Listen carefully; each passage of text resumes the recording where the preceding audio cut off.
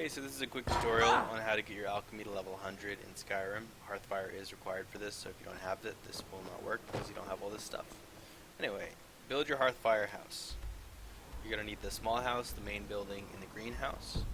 Next, you want to get your 3 ingredients. You can buy them from vendors, or I'm about to show you some good locations to farm them. You're going to want Creep Cluster, Mora Tapinella, and Scaly Pholiota. That's the highest value potion you can make without using Giant's Toes, that you can farm. Obviously, there's higher value.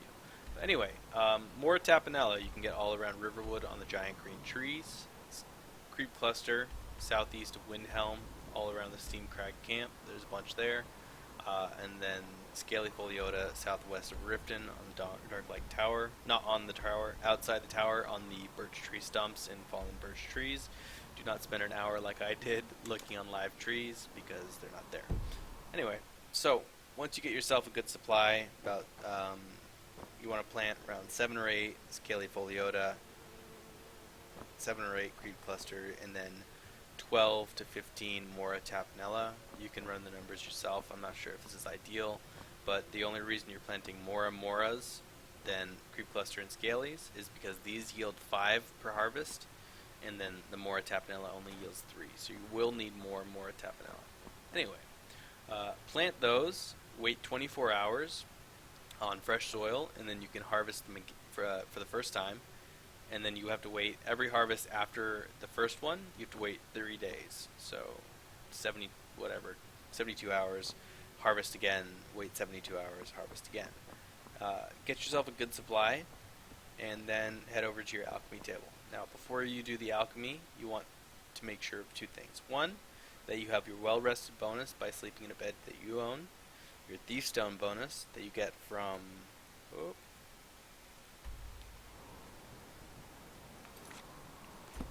Oh my god.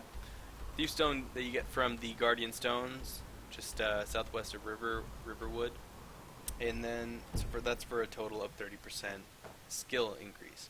Next, what you want to do is make sure any additional points you have, put them into the alchemy tree, skill points. Try and get your alchemy as high as you can go, and also put on any fortify alchemy gear that you have. The reason you want to do this is because the amount of experience you get for a potion craft is directly related to the value of the potion, gold value. So if you have if you could double your alchemy stat, make potions twice as strong off the bat, you get twice as much experience. So any fortify alchemy gear on, any points you can into alchemy for the increased strength, and then craft yourself a bunch of potions. I was at level 15 before this. I'm going to get to like level 40 something. I think I've done this a couple of times, but I'm just trying to make sure. Oh, hey, look at that. Level 20. So I have a skill point available. I'm going to throw it into the alchemy tree.